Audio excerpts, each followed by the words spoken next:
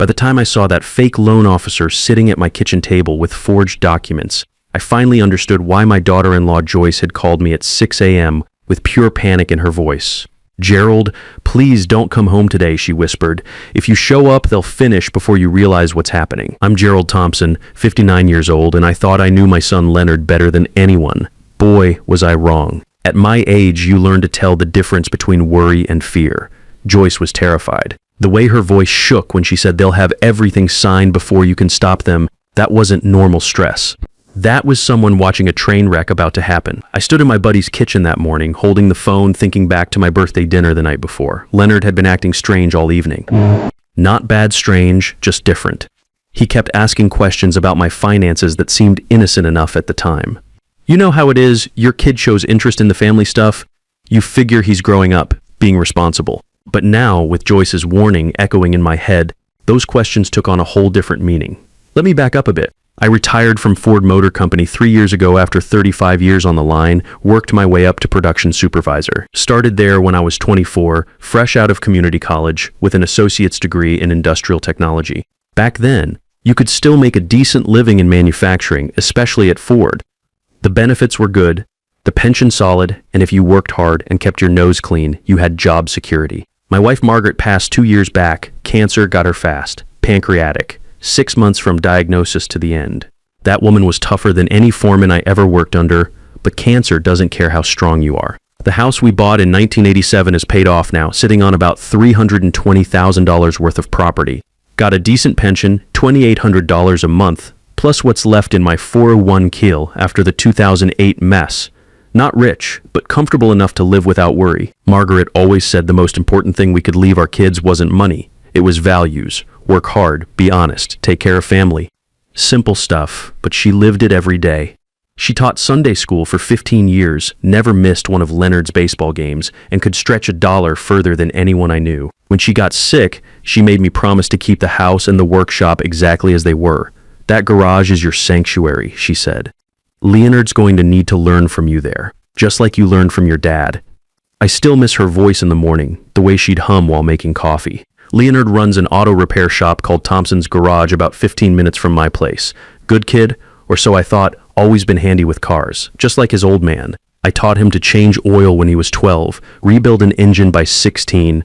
We spent hundreds of hours in my garage working on everything from lawnmowers to that old 1987 Mustang GT I bought as a project car. Margaret would bring us sandwiches and sweet tea, complaining that we tracked grease through her kitchen but smiling when she said it. Leonard started his business 4 years ago with a $50,000 loan and big dreams, rented a bay at first, then expanded to 3 bays when customers started coming regular. Had 2 guys working for him, good mechanics, local boys I knew from the neighborhood. Things seemed to be going well enough. He was making payments, had steady customers, even talked about maybe expanding again. But lately something had been off. The Sunday dinners at my place got less frequent. When Leonard did come by, he seemed distracted, always checking his phone, cutting conversations short. Joyce would make excuses. Busy season at the shop, equipment problems, nothing major.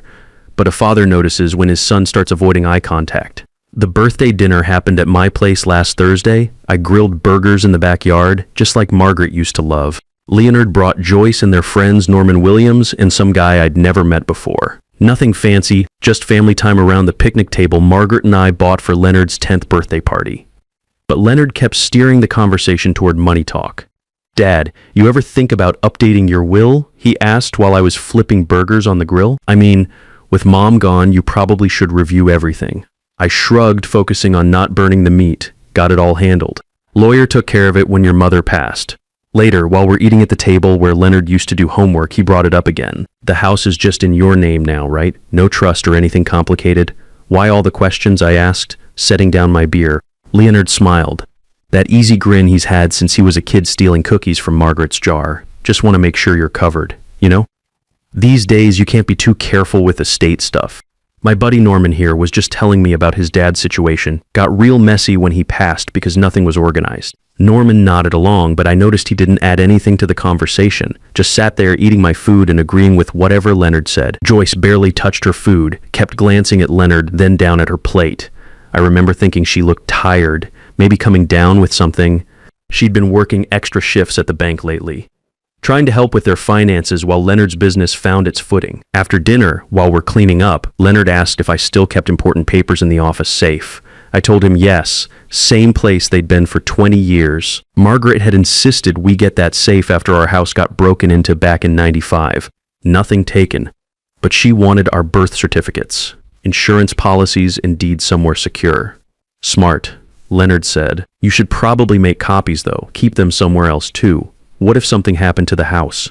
Then he excused himself to use the bathroom, but I noticed through the kitchen window that he went toward my home office instead. The office used to be Margaret's sewing room until she got sick, and I converted it to handle all the insurance paperwork and medical bills. When I found Leonard a few minutes later, he was standing near my desk, looking at the family photos on the wall. Just looking for some antacid, he said. When I walked in, burgers were great. But you know how it is? I didn't think much of it then, should've? That desk had been Margaret's writing desk where she paid bills every month, balanced our checkbook to the penny. She'd sit there Sunday evenings with her reading glasses and calculator, making sure every dollar was accounted for. After she passed, I couldn't bring myself to change anything. Her coffee cup was still in the drawer, along with her favorite pens, and that little address book where she kept everyone's birthday written in her careful handwriting. The next morning, Joyce's call changed everything. I was staying at my buddy Eddie's place because my hot water heater had been acting up. Eddie's a retired electrician, good guy, lives about 10 minutes from me. We'd planned to tackle the water heater repair together that morning. The phone rang at exactly 6 a.m. Eddie handed it to me, grumbling about people calling before decent hours, Gerald. Joyce's voice was barely a whisper. Please don't come home today. What's wrong? I sat up on Eddie's couch, suddenly wide awake. They're planning something. Leonard thinks you won't be back until evening. If you show up early, they'll finish everything before you can stop them. Finish what? The loan papers. Gerald, I found documents hidden in Leonard's truck last night. Home equity line of credit for $280,000. Your signature's already on some of them, but it's not your handwriting. My stomach dropped like I'd missed a step going downstairs. Are you sure? I've seen your signature 100 times on birthday cards and Christmas gifts. This isn't yours. There's a notary appointment scheduled for this afternoon at your house. Leonard told the woman you'd already agreed, but just needed to make it official for the bank. After I hung up, I sat in Eddie's kitchen for a long time, staring at the coffee getting cold. Eddie didn't ask questions, just sat across from me reading his paper and letting me think. That's the thing about old friends, they know when to talk and when to shut up. I kept thinking about the night Margaret died. Leonard had driven down from his apartment, stayed with me at the hospital through those last hours. When she finally let go around 3 a.m., Leonard held my hand and said, Dad, I promise I'll always take care of you, just like you took care of us. I believed him. Hell, I needed to believe him. Now I was wondering if that promise meant something different to Leonard than it did to me. Around 8 a.m., I drove straight to my lawyer Victor Martinez's office. Victor's been handling my legal stuff since Margaret got sick. Straight shooter, doesn't waste time with fancy talk or unnecessary fees. His office is in one of those old brick buildings downtown, second floor above a hardware store that's been there since I was a kid. I got a strange call this morning. I told him after explaining about Joyce's warning. My daughter-in-law says my son's planning to forge my signature on loan documents. Victor leaned back in his chair, fingers steepled, like he does when he's thinking hard. That would be bank fraud. Federal crime. Tell me exactly what Joyce told you. I repeated everything, the hidden documents, the forged signature, the notary appointment. Victor pulled up my file on his computer, typing while I talked. Interesting, he said after a minute. Someone accessed the county records for your property late last night. The request came from an IP address registered to your home address. I wasn't near a computer after the party. I figured as much. He kept typing, frowning at his screen. There's more? A loan application was submitted this morning for a home equity line of credit on your property, $280,000. The application lists you as the borrower and your son Leonard as an authorized representative. I never applied for any loan, I know, but someone did using your personal information, social security number, employment history, everything. They even listed your pension income and estimated home value. Very thorough. Victor printed out some papers and handed them to me. There's also a notary appointment scheduled for 2 p.m. this afternoon at your house. I looked at the application. It was my information. All right. But the signature at the bottom looked like a child's attempt at copying my handwriting. Too careful, too deliberate. Margaret always said I signed my name like a doctor, fast and sloppy. This signature was neat, practiced. What do I do? I asked Victor. First, don't sign anything. Second, let me make some calls. If someone's trying to forge your signature on loan documents, that's fraud on multiple levels, bank fraud, identity theft, elder abuse. We're talking federal charges. Victor reached for his phone. I'm calling the bank security department first, then the county sheriff. That's when it really hit me. This wasn't just Leonard being desperate or making bad choices. This was my son planning to steal my house, the home where he'd grown up, where Margaret had made thousands of meals and helped him with homework and nursed him through chickenpox and broken hearts. The house I'd raised Leonard in, where Margaret had planted roses every spring, and where we'd taught him to ride a bike on the driveway. The house where she'd insisted we put that tire swing in the old oak tree because every boy needs a place to think. Leonard used to sit on that swing for hours, especially after we'd had words about his grades or chores. I went home around noon, driving slow, taking the long way past the elementary school where Leonard had gone to kindergarten. Margaret used to walk him there every morning until he was old enough to ride the bus. She'd pack his lunch in that old metal lunchbox with the transformers on it, the one he'd begged for that Christmas when he was 6. Sure enough, there was an unfamiliar car in my driveway when I pulled up, a gray sedan with dealer plates. Through the living room window, I could see Leonard sitting at my kitchen table with a woman I didn't recognize. She had a briefcase open, papers spread out like she was conducting serious business. I parked down the street and called Victor. "They're here." "Don't go in yet," he said. "I just finished talking with bank security. They confirmed that loan application was filed fraudulently. The bank never contacted you for verification, which is required for equity loans of that size. Also, I checked with the state notary commission. The woman's license is legitimate, but she specializes in real estate closings. Very unusual for her to be doing a home visit for loan documents. So what does that mean? Could mean she's been lied to about the situation, or she's part of the scam. Either way, I'm calling the sheriff's department. Give me 10 minutes, then go in. Act normal, but don't sign anything. I'll be there in 15 minutes. Those 10 minutes felt like forever. I kept thinking about Leonard as a kid, how proud I was when he opened his shop, how he used to help me work on cars in the garage every weekend. Margaret would joke that we spent more time in that garage than in the house, but she never complained. She understood that working with your hands, fixing things that were broken, that was how men in our family connected. I taught Leonard everything I knew about engines, about taking apart something complicated and putting it back together better than before. Guess I forgot to teach him about taking apart a family. Finally, I walked up to my own front door and let myself in. The house smelled like coffee and the vanilla candles Margaret used to burn. Joyce must have lit one before she left for work. Leonard jumped up from the table when he heard me come in.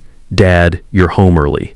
The woman, turns out her name was Carol Davis, stayed seated. She had official-looking papers spread out in front of her, a notary stamp ready to go, one of those embossing seals that makes everything look important and legal. "Gerald Thompson," she asked, not getting up. "I'm here for the loan documentation appointment." I looked at Leonard. His face had gone pale, like when he was 8 and I caught him breaking Margaret's good china playing baseball in the house. "What loan documentation?" "The home equity line of credit," Carol said, shuffling through her paperwork. "Your son Leonard arranged this.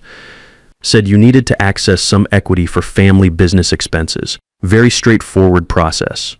"Dad," Leonard said, his voice cracking slightly, "I can explain everything. Have a seat." But I stayed standing. Something about the way Carol was avoiding eye contact bothered me. Professional notaries usually look you in the face when they're explaining legal documents.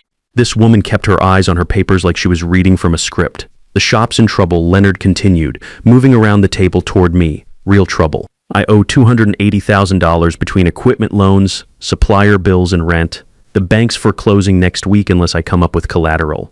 "So you decided to use my house as collateral without asking?"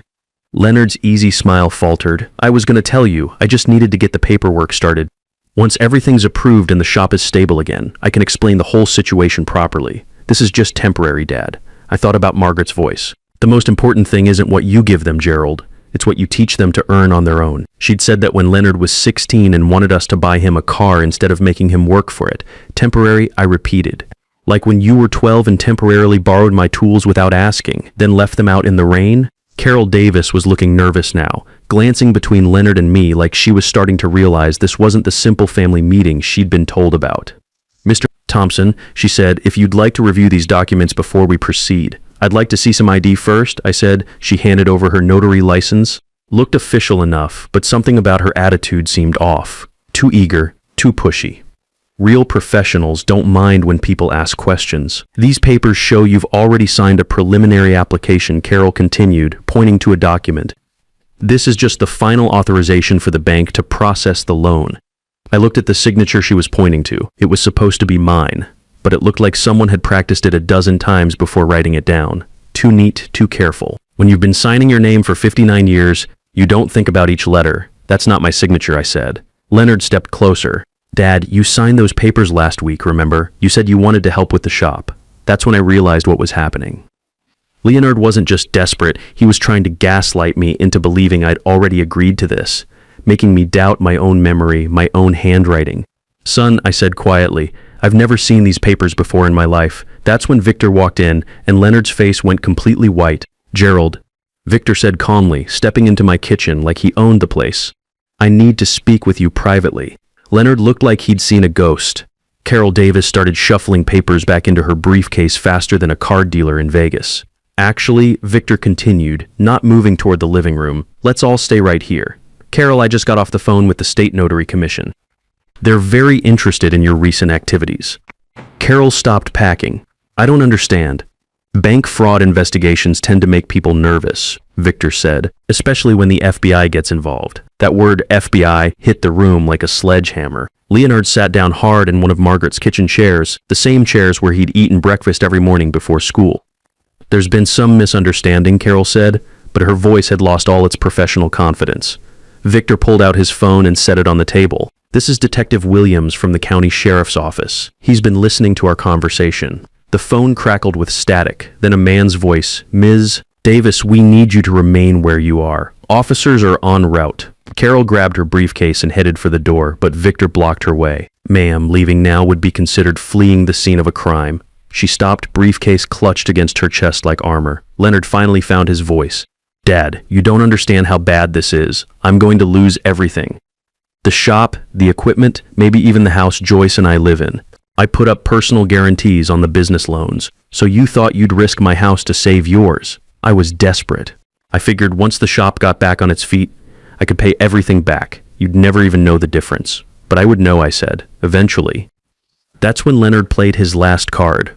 The thing is, I already told some people this was happening. The bank, the suppliers, if this falls through now, they're going to want their money immediately. Like tomorrow, Victor stepped forward. Leonard, are you threatening your father? No, I'm just explaining the situation. If Dad doesn't help me, a lot of bad things are going to happen real fast. It sounds like you're saying bad things will happen if he doesn't sign. Leonard realized how that sounded. That's not what I meant. The police arrived 10 minutes later. 2 officers, one older guy who reminded me of the security guards at Ford, one younger woman who looked like she could handle herself in any situation. They separated us into different rooms, Leonard and Carol in the living room, me and Victor in the kitchen.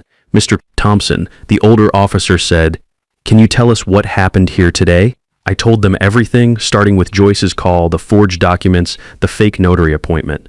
Victor handed over the paperwork he'd printed at his office. Your son's in serious trouble, the officer said after reviewing everything. Bank fraud, elder abuse, conspiracy to commit fraud. If Miss Davis was knowingly participating, she's looking at federal charges too. Through the doorway, I could hear Carol talking fast, her voice getting higher and more desperate. I was told this was a routine family loan. Leonard said his father had already agreed but needed help with the paperwork because of memory issues. Memory issues. That hit me like a punch to the stomach. Leonard had told people I was losing my mind. The younger officer came into the kitchen. Miss Davis is cooperating. Turns out your son hired her for $500 cash to notarize documents he said you'd already agreed to sign. She claims she didn't know the signatures were forged. What about Leonard? I asked. He's not talking. Wants a lawyer. The legal stuff moved faster than I expected. The prosecutor charged Leonard with attempted bank fraud, elder abuse, and conspiracy within a week. The evidence was overwhelming: forged signatures, fake loan applications, recorded phone calls that Joyce had made during the weeks leading up to the incident. Turns out Joyce had been documenting Leonard's increasingly desperate behavior for almost a month. She'd recorded conversations where Leonard talked about getting the old man to cooperate and using the house to solve everything. In one recording, you could hear Leonard telling Norman Williams, "Once I get him to sign, the bank problem goes away. He won't even miss the money." In another, "If he won't cooperate, I'll just say he's getting confused. Who's going to believe a 59-year-old retiree over his own son?" The trial lasted 3 days. Leonard's court-appointed lawyer tried to argue that it was a family misunderstanding, that Leonard genuinely believed I would have agreed if I'd understood the situation, but the recordings made his intentions pretty clear. Joyce testified on the second day. She looked smaller somehow, sitting at that witness table, but her voice stayed steady while she explained what she'd discovered and why she'd called to warn me. Leonard told me his father would understand once the business was saved, she said. But when I saw the forged signatures, I knew Gerald would never have agreed to risk his retirement security.